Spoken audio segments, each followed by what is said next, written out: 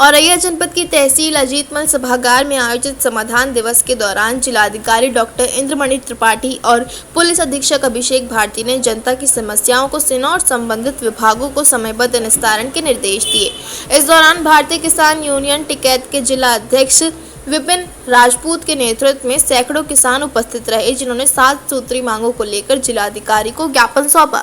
किसानों ने कहा कि जिले में खाद की किल्लत बनी हुई है, जिससे गेहूं की बुवाई प्रभावित हो रही है।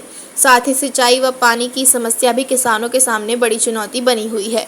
किसानों ने अजीतमल सामुदायिक स्वास्थ्य केंद्र में डॉक्टरों द्वारा अस्पताल में उपलब्ध दवाओं के बजाय बाहरी दवाइयां लिखे जाने पर नाराजगी जाहिर की है। उन्होंने आरोप लगाया है कि अस्पताल स्टाफ और सिक्योरिटी गार्ड मरीजों के साथ ठीक व्यवहार नहीं करते, जिस पर जिलाधिकारी से कार्रवाई की मांग की गई है। जिलाधिकारी ने शिकायतों को गंभीरता से लेते हुए मुख्य चिकित्सा अधिकारी को तत्काल जांच के निर्देश दिए।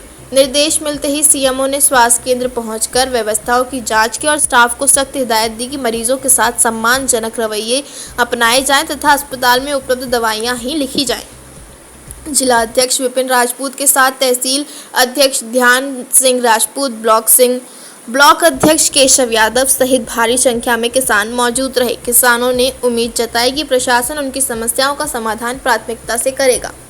अध्यक्ष जी, आज तहसील दिवस अजीतमल में आपने जिलाधिकारी को ज्ञापन सौंपा है, किन मांगों को लेकर सौंपा है, क्या समस्याएं हैं? आज तहसील दिवस में अजीतमल तहसील दिवस में जिलाधिकारी महोदय किसानों की समस्याओं से जुड़ी 7 सूत्री से ज्ञापन सौंपा है। उसमें तहसील से अजीतमल से जुड़ी हुई कई ऐसी समस्याएं हैं जिससे किसान और आम आदमी बहुत पीड़ित है। उन समस्याओं को जिलाधिकारी महोदय के समक्ष अवगत कराया और वहाँ से आश्वासन मिला जल्द से जल्द कार्रवाई की जाएगी। जिसमें हमारी पहली समस्या ये है कि किसानों को जो उर्वरक है, जो सरकारी रेट है, उसमें उपलब्ध कराया जाए। डीएपी और यूरिया की इस वजह से डीएपी की जरूरत है, गेहूं की बुआई है, तो जो सरकारी रेट 1350 है उसको उपलब्ध कराया जाए। 1650, 1700, 1800 तक की किसान को लेनी पड़ती है। किसानों का दुर्भाग्य है। और यूरिया है, यूरिया 270 रुपए की, 65.5 हमारे को 270 रुपये मिलनी चाहिए, नहीं मिल रही।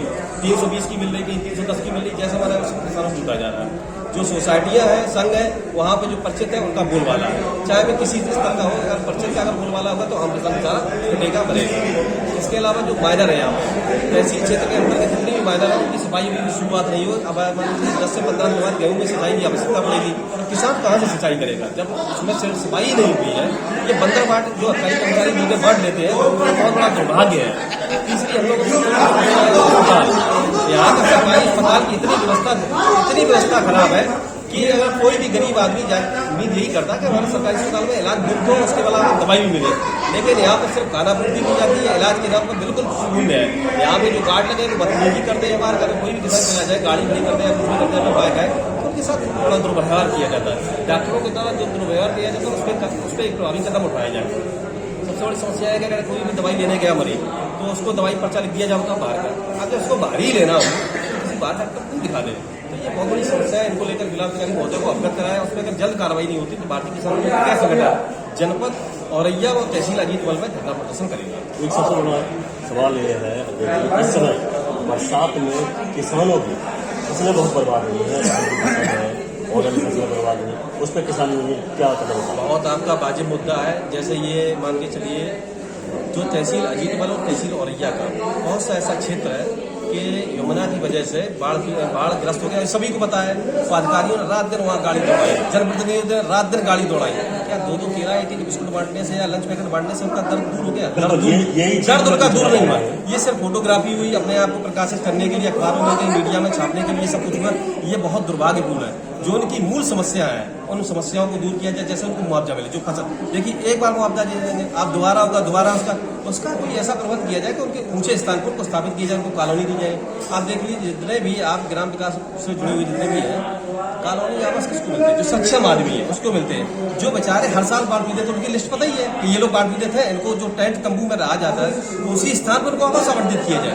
ये हम लोग मुद्दा उठाते रहते हैं। इन मुद्दों को लेकर अगला कदम किसान यूनियन का क्या होगा? ये है कि अगर इस बार अगर उनको मुआवजा नहीं मिला, जो फसल उनकी नुकसान हुई है, तो हम लोग धरना प्रदर्शन करेंगे और जितना भी हो सकता है उनको लाभ दिलाने के लिए प्रयास करेंगे। अध्यक्ष जी, धान पराली पर आपका क्या कहना है? किसान जो पराली जलाते हैं, धान पराली को लेकर जैसे ये है, आप ये देख सकते हैं जनपद में कैसे कई ऐसे उपक्रम हैं जो चल रहे हैं जिनसे प्रदूषण हो रहा है, सरकार उनको नहीं पकड़ रही है।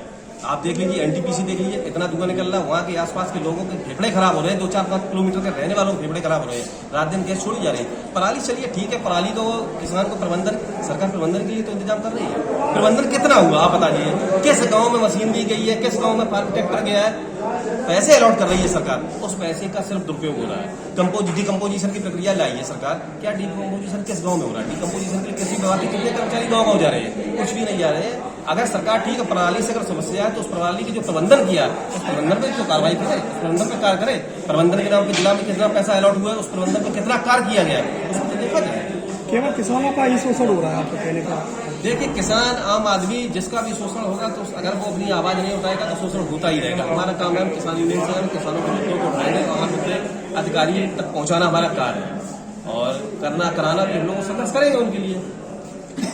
समाधान दिवस में कितनी शिकायतें हैं, कितने का निस्तारण किया गया? 113 शिकायतें प्राप्त हुई।